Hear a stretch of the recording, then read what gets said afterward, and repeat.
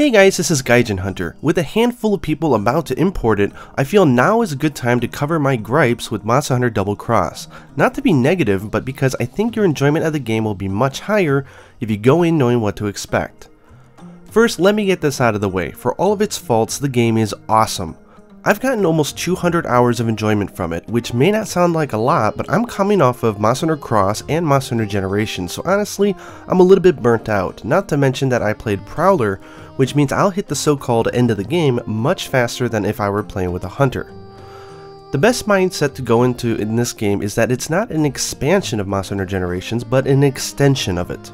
Generations was made as a spin-off series to buy time as the main team was working hard on Monster Hunter World, and in that regard they did an awesome job. They were then tasked with making an extension of that game despite not planning to do so in the first place, and I think they did a really good job stretching the 4th generation games by yet another year. Thus, the issues I may have been hard for them to avoid. My first complaint is that the endgame simply does not scale very well. They added G rank to the deviants, but that system was already a little ridiculous to start with. You make the armor, but you really can't use it unless you grind for like 7 hours a set. That's not very fun. And now they've added in 5 more levels for G rank. Ugh. The G rank hypers can be incredibly frustrating as well. And also the super deviants, which are unlocked at HR 100 after the G5 quests, are also very questionable. You get a crown next to your name and the ability to use its color scheme on your armor if you beat it, but only if you hosted the quest. So why would you even want to participate in one of these hunts if there's no incentive at all?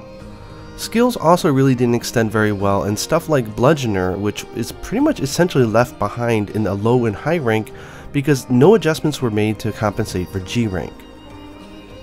My second complaint, and I say this a lot, is that more is less.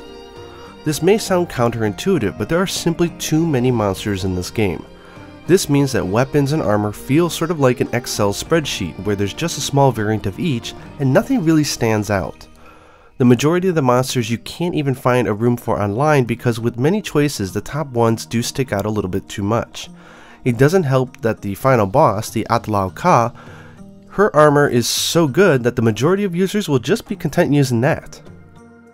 Game balance. This game is simply not very well balanced in the end. Some weapons are too powerful, some monsters are too fast, and things just feel a little bit less polished than we're used to. Some weapons and style combos are just far more superior than others. And while the quests do get hard, it's not really the fun type of hard. It can be kind of frustrating actually. Take for example the Hyper Silver Rathalos in G rank. It's not really a fun hunt at all, and I always think that the main series games were really good in that they were able to pull off a hunt that was challenging, but also still fun to do. Lack of story. Monster Hunter Generations had little to no story since it was supposed to be kind of like the all-star sort of action-focused spin-off for the series. Well, Monster Hunter Double Cross is an extension, so that pretty much extends the exact same complaint I had from the first game, which is there's like no story. Returning monsters without much new stuff. Now this is a comment and kind of a gripe from Monster Hunter Generations, so perhaps it was unavoidable given the time frame that they had in order to make this game. But they had some returning monsters, but they really didn't get anything added to them, so it's almost like they're just not up to speed with the hunters who got all the styles and everything added to them. Also, they took Lao Sha Long, and I know they brought it back because it was a huge thing in the history of Monster Hunter, but honestly, despite the adjustments that they try to do, it's kind of a boring fight.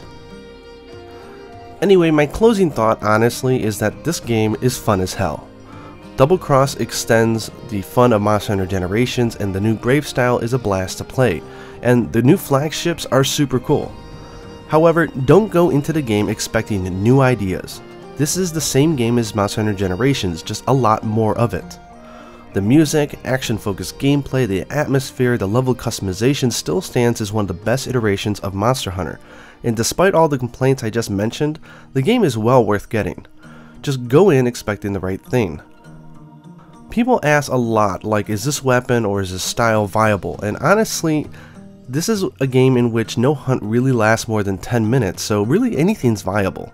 The idea in Monster Hunter Generations was to make it a little bit easier, as to encourage experimentation, and the same holds true for this one. The really top G rank quests can be kind of frustrating, but the general rule is that you can use anything you really like, just have a good time. For me, that does make G rank a little less impactful as it used to be, because it's a little bit easier to overcome the majority of the monsters, in such like a previous title like Monster Hunter 4 Ultimate. So I guess in a way for me, one of my gripes is that it takes away a small level of accomplishments, but you know what, going online and hunting these monsters is still fun. The bottom line, if you liked Monster Hunter Generations and you didn't want it to end and you wanted more, you are going to be so happy.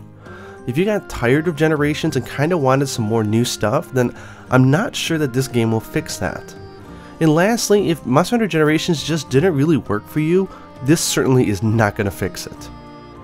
Despite its flaws, I do think that the majority of the core fans will still really enjoy this game, so I hope Capcom brings it to the West, or I at least hope that Nintendo, like they're doing with Monster Hunter Stories, is able to put on enough pressure and sort of push that they can publish the game for the West, because I do think everybody should be able to play it, hopefully in their native language.